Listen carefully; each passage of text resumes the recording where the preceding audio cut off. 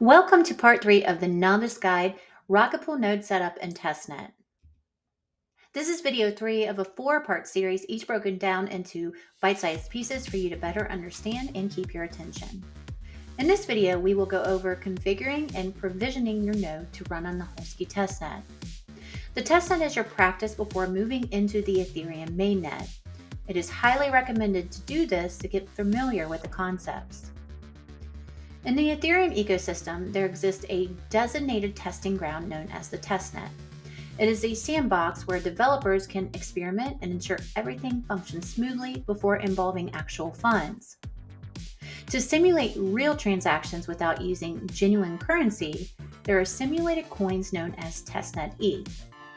Testnet ETH or Holesky ETH is your play money that you will use to pay for gas fees and staking. Also, you will want to read ahead on creating and migrating minipool section in the Rocketpool documents so you understand the bond size and why you will need 1 ETH gas fees, 8 ETH for testnet, along with the RPL token. This will be discussed more in video 4. The setup today is a server as a NUC 11 and the MacBook as a client with remote access via SSH. The Ubuntu software will be used. Before starting, you should have already installed your node with Ubuntu with SSH setup, have secured your node, and installed Rocketpool with Docker. You can refer back to video 1 and 2 for these steps. As always, read ahead and follow along with the Rocketpool documents. Okay, our first step in this video will be to configure the Smartstack with Docker hybrid mode using Wizard UI. As you will find in the documents, there are several options to choose from, including a native mode and an advanced config. The hybrid mode with the Wizard UI is the easiest for setup, so we will be using this for setup. You can review the Rocketpool documents for other options if you want more advanced settings. Let's get started. Start by running Rocketpool service config and you will see the introductory screen for setup. Use the arrow keys or tab to navigate and press enter to select. Now I have configured my node already, but I'm going to walk you through the settings. First, start by hitting the next button, and then you choose which network you want to use, either Ethereum mainnet or testnet. We no longer use Prather, so we're going to select testnet Holesky. Next will be your client mode. It defaults to locally managed, which means you want the smart node to manage this for you. This is what we will select. Next will be the execution client setup. You can select your client as we discussed, or you can select random, and the wizard will pick for you. The wizard chose Nethermind for my client. Next will be the consensus client setup. Again, choose your client or randomly select this. Each client will need to be configured. My client randomly was chosen as Teku. During your setup, you will want to make sure that you configure your ports 3 on both TCP and UDP to your IP address. Every home networking system is different, so refer to the manual. Typically, on your router, you will have your password to log in online, where you can edit your settings to allow access to the list of ports. This will allow your consensus client to sync quickly and improve its performance throughout. I listed at the bottom of the page there the website where you can check if your port is open. I'm using the Teku config, so you can use an option if you like to make a custom message to attach the blocks you propose. So here it is. I chose glitter as my custom message, but you do not have to choose a message if you do not like. Next is the option to use checkpoint sync, meaning you can use a trusted URL to paste in the terminal to sync the entire beacon chain, so it won't take days. It has some security risks, so I chose not to use checkpoint sync and obtain the data for myself since I was not in a hurry.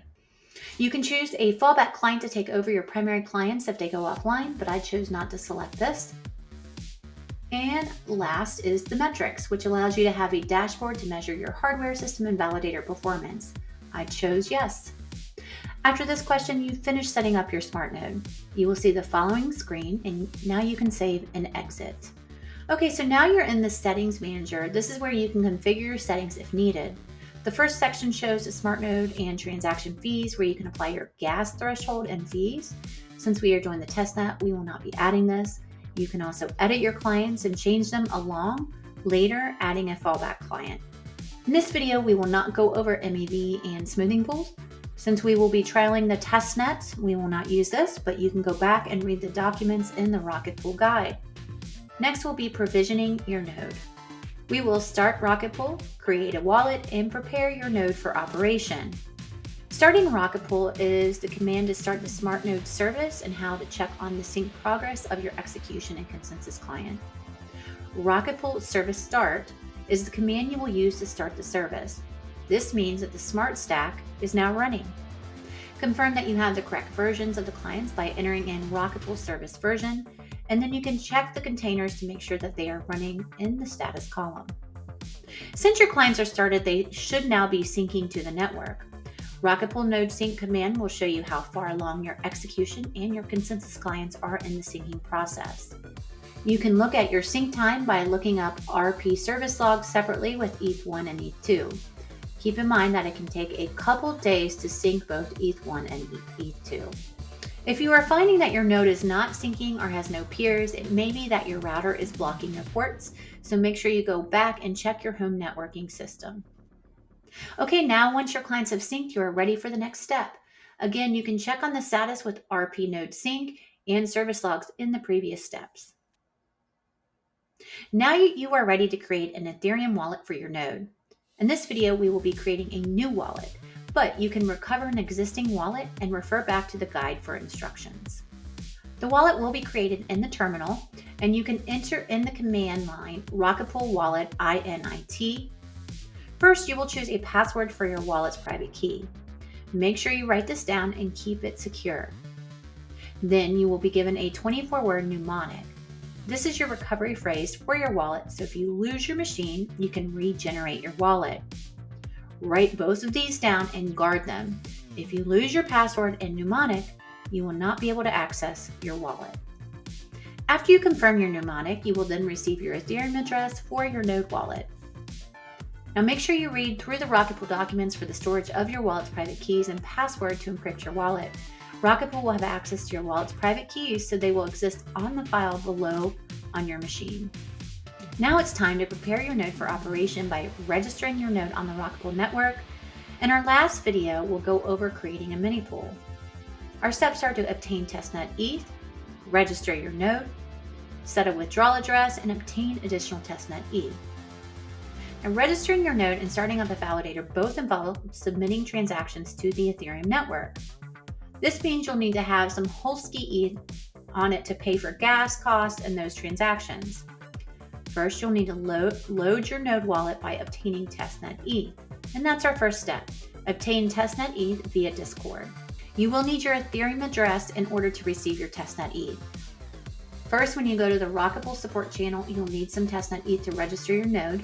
So you want to type the command holeskyEth with your address. Then you'll receive testnet ETH in your wallet. You go back to the terminal and register your node, and then you go back to the support channel to get the remaining 8 ETH in step 4. So for now, we're going to skip step 4. Okay, first step, let's go ahead and hop onto the Rocketpool Discord and ask for Holesky Testnet by typing in, please give me Holesky Testnet for registering my node. So you do have to give a reason and then copy and paste below, but type in your wallet address and replacement. The bot will reply that you received the testnet ETH in your wallet. You can head on over back to your terminal and type in Rocketpool node status to review your account and your balance. Now you will need to register your node in order to get your remaining staking testnet ETH. Now that you have your testnet ETH in your wallet, you can go back to your wallet and enter in the command Rocketpool node register. You will need to enter in your time zone, and then you will be officially a member of the Rocketpool network. The next step is highly recommended, changing your withdrawal address. This address is where your rewards go. RPL and Beacon Chain ETH will be sent to this wallet. Changing this address to a hardware wallet, just in case your nodes get compromised, is a great plan. That way your funds do not. This adds a layer of security to keep your funds safe. There are 2 methods to do this. Method 1 can be used if you can connect your wallet, your hardware wallet, to a MetaMask or Wallet Connect. This will be needed to sign transactions, so you will need some testnet ETH for this method. This is a much more convenient option in the future for signing, but it does take more time on the front end. Method 2 is if your withdrawal address cannot be used to sign transactions with a MetaMask or Connect wallet. This method, you'll need to sign your transactions with your hardware wallet each time. You can use this option by following along with the Rocketpool documents. Also, make sure that since we're using the Holesky Testnet, to create a new Ethereum wallet on your hardware wallet and your MetaMask, and select Testnet Holesky in the network settings when connecting. We are going to use option 1 and connect my Ledger hardware wallet to the MetaMask. There are specific directions on how to do this, in which it is listed in the link here. Again, make sure that you create a new ETH wallet so you are not confused between Holesky Testnet ETH and mainnet ETH. Once you have your MetaMask connected to your hardware wallet, your next step will be to change your wallet address. Here's the command below that you will need to enter into the terminal: Rocketpool node set withdrawal address, and put in your wallet address. Now it will be marked as pending until you confirm it on the Rocketpool website. And keep in mind that you'll need to have some Testnet ETH in your MetaMask wallet so you can move this over ahead of time. So from your terminal, you can move over some test ETH to the MetaMask wallet by putting in the following commands. You can find the address in the Rocketpool documents section, and this will lead you by putting in your new withdrawal address, and then you can connect your wallet.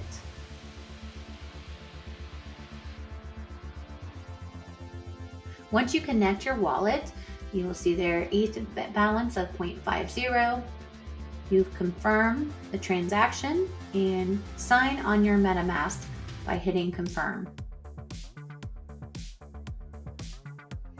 Confirmed. Step 4 will be to obtain additional Testnet ETH. So you can go ahead and hop back onto the Discord Rocketpool support channel and ask for that Testnet ETH by, again, the same thing, but this time the command will be holeskyOperator and your address. The bot will then deposit it into your node wallet. You can check the Rocketpool node status at any time to see your balance and if your transaction went through. Okay, now we've completed these steps in the video. We've configured our Smartstack with the Docker hybrid mode, and we've provisioned our node by starting Rocketpool with syncing, created a wallet, obtained Testnet ETH, set a withdrawal address, and registered our node. In our next video, we will discuss the RPL Faucet and how to obtain RPL, along with creating a mini pool.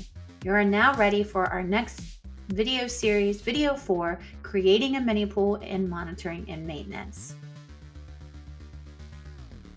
Congratulations, and we will see you in video 4.